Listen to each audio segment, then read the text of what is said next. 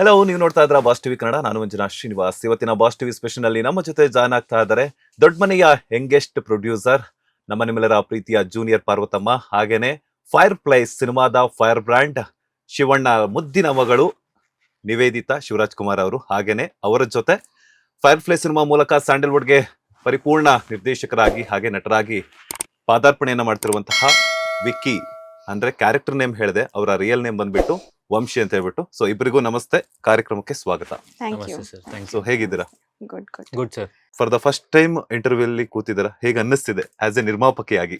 It's nice, ನಂಗೆ new experience ಇದು, so it's nice. So ಹಂಡಮಾನ್ ಸಿನಿಮಾದಲ್ಲಿ ಬಾಲನಟಿಯಾಗಿ ಶಿವಣ್ಣನ ಜೊತೆಗೆ ಮುದ್ದಿನ ಮಗಳಾಗಿ ಕಾಣಿಸ್ಕೊಂಡಿದ್ರಿ. ನಟನೆಯನ್ನ ಬಿಟ್ಟು ನಿರ್ಮಾಪಕಿ ಆಗೋದಕ್ಕೆ ಕಾರಣ ಏನು ಅಂತ? ಅಂದ್ರೆ ಬಿಸ್ನೆಸ್ಸಿಗೆ ಜಾಯ್ನ್ ಆಗ್ಬೇಕು ಅಂತ ಏನೋ ಐಡಿಯಾ ಇತ್ತು. ಸೊ ನಾನು ಸೀರಿಯಲ್ ಜೊತೆ ಸ್ಟಾರ್ಟ್ ಮಾಡಿದೆ, 3 ವೆಬ್ ಸೀರೀಸ್ ಮಾಡಿದೆ. ಸೊ ಹೀಗೆ ಕಂಟಿನ್ಯೂ. ಓಕೆ, ದೊಡ್ಡ ಮನೆಯ ಒಂದು ಪ್ರೊಡಕ್ಷನ್ ಅಲ್ಲಿ ಸಿಕ್ಕಿರುವಂತದ್ದು ಅವಕಾಶ ಹೇಗೆ ಅನ್ನಿಸ್ತಿದೆ? ತುಂಬಾ ಖುಷಿ ಆಗ್ತಿದೆ ಸರ್. ಅದೃಷ್ಟ ಅಂತಾನೆ ಭಾವಿಸ್ತೀನಿ ನಾನು. ಇದಕ್ಕೆ ಮುಂಚೆ ನಾನು ಇವ್ರು ವೆಬ್ ಸೀರೀಸಸ್ ಮಾಡ್ತಿರೋ ಟೈಮಲ್ಲಿ ಒಂದು ಸ್ಕ್ರಿಪ್ಟ್ ಅಪ್ರೋಚ್ ಆಗಿದ್ದೆ ಇವ್ರಿಗೆ. ಇವ್ರ ಮೈಂಡ್ ಸೆಟ್ ವೆರಿ ಕ್ಲಿಯರ್ ಆಗಿತ್ತು, ನಾನು ವೆಬ್ ಸೀರೀಸಸ್ಸೇ ಮಾಡೋದು. ಬಿಕಾಸ್ ವೆಬ್ ಸೀರೀಸಸ್ ಅನ್ನೋದು ನಮ್ಮ ಕನ್ನಡಕ್ಕೆ ಹೊಸದು. ನಮ್ದ್ರಲ್ಲಿಂದ ಓವರ್ ಆಲ್ ನೋಡಿದ್ರೆ ನಮ್ಮ ಕನ್ನಡದ ವೆಬ್ ಸೀರೀಸಸ್ ಎಲ್ಲೂ ದೊಡ್ಡ ಮಟ್ಟದಲ್ಲಿ ನಮಗೆ ಅವಕಾಶ ಸಿಕ್ಕಿಲ್ಲ. ಬಟ್ ನಮ್ದ್ರಲ್ಲಿ ತುಂಬಾ ಕಂಟೆಂಟ್ ಇದೆ.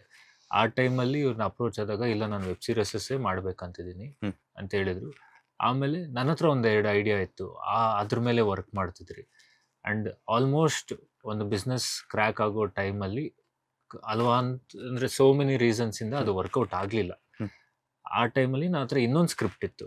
ಅದನ್ನು ಇವ್ರಿಗೆ ಮೇಡಮ್ಗೆ ಅಪ್ರೋಚ್ ಆದಾಗ ಇವ್ರು ಕೇಳಿದೆ. ಇವ್ರು ಹೇಳಿದ್ರು ನಾನು ವೆಬ್ ಸೀರೀಸಸ್ಸೇ ಮಾಡೋದು, ಸಿನಿಮಾ ಮಾಡೋದಿಲ್ಲ ಅಂತ. ಆ ಟೈಮಲ್ಲಿ ಇವ್ರಿಗೆ ಅಪ್ರೋಚ್ ಆಗಿದ್ದು ನಾನು, ಮೇಡಮ್ ನೀವು ಕೇಳಿ ಸ್ಕ್ರಿಪ್ಟ್ನ, ನಿಮಗೆ ಸ್ಕ್ರಿಪ್ಟ್ ಇಷ್ಟ ಆದರೆ ನೀವು ಪ್ರೊಡ್ಯೂಸ್ ಮಾಡಬೇಡಿ, ನಿಮ್ಮ ಸರ್ಕಲಲ್ಲಿ ಯಾರು ಸಿನಿಮಾ ಪ್ರೊಡ್ಯೂಸ್ ಮಾಡ್ಬೇಕಂತಿಂತಾರೋ ಅಂಥವ್ರನಿಗೆ ರೆಫರ್ ಮಾಡಿ ನನ್ನ. ಅದಕ್ಕೂ ಮುಂಚೆ ನೀವು ಒಂದ್ಸತಿ ಸ್ಕ್ರಿಪ್ಟ್ ಕೇಳಿ, ನಿಮ್ಗೆ ಇಷ್ಟ ಆದರೆ ಮಾತ್ರ ಮಾಡಿ ಅಂತ ಒಂದು ಪ್ರಪೋಸಲ್ ಹೋದಾಗ ಇವರು ಓಪನ್ಲಿ ಅಕ್ಸೆಪ್ಟೆಡ್, ಕೇಳಿದ್ರು ನನ್ನ ಸ್ಕ್ರಿಪ್ಟ್ನ. ಆಮೇಲೆ ಏನೋ ಗೊತ್ತಿಲ್ಲ, ಮೇಡಮ್ಗೆ ಸ್ಕ್ರಿಪ್ಟ್ ಇಷ್ಟ ಆಯಿತು, ಮತ್ತೆ ಅವರೇ ನಾನೇ ಪ್ರೊಡ್ಯೂಸ್ ಮಾಡ್ತೀನಿ ಅಂತ ಮುಂದಕ್ಕೆ ಬಂದರು. ಇದೆಲ್ಲ ನೋಡ್ತಿದ್ರೆ ಒಂಥರ ಮಿರಾಕಲ್ ಅಂತಾನೆ ಅನ್ಸುತ್ತೆ ಸರ್. ಹಾಗೆ ಇವ್ರಿಗೆ ಅಪ್ರೋಚ್ ಆಗಿತ್ತು. ಮೇಡಮ್, ಸ್ಟಾರ್ಟಿಂಗ್ ಅವ್ರ ಕಥೆಯನ್ನ ಹೇಳಕ್ ಬಂದಾಗ ನಾನು ಪ್ರೊಡ್ಯೂಸ್ ಮಾಡಲ್ಲ ಅಂತ ಹೇಳಿದವರು, ಕತೆ ಕೇಳಿದ ಮೇಲೆ ಪ್ರೊಡ್ಯೂಸ್ ಮಾಡೋದಕ್ಕೆ ಏನ್ ಕಾರಣ ಅಂತ?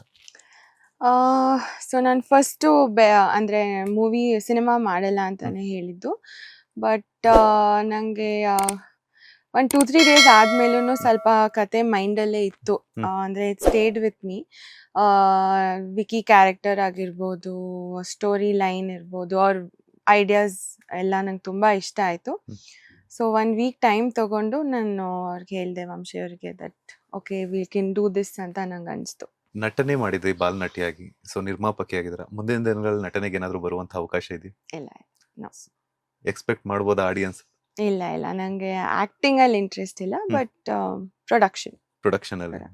ಲೇಟೆಸ್ಟ್ ಹಾಗೂ ಇಂಟ್ರೆಸ್ಟಿಂಗ್ ಸುದ್ದಿಗಳಿಗಾಗಿ ಬಾಸ್ ಟಿವಿ ಕನ್ನಡ ಚಾನೆಲ್ನ ಸಬ್ಸ್ಕ್ರೈಬ್ ಮಾಡಿ. ಹಾಗೆಯೇ ಬೆಲ್ ಐಕಾನ್ ಪ್ರೆಸ್ ಮಾಡಿ. ಇದರ ಜೊತೆಗೆ ಫೇಸ್ಬುಕ್, ಇನ್ಸ್ಟಾಗ್ರಾಮ್, ಎಕ್ಸ್ ನಲ್ಲೂ ಮಿಸ್ ಮಾಡದೆ ಫಾಲೋ ಮಾಡಿ.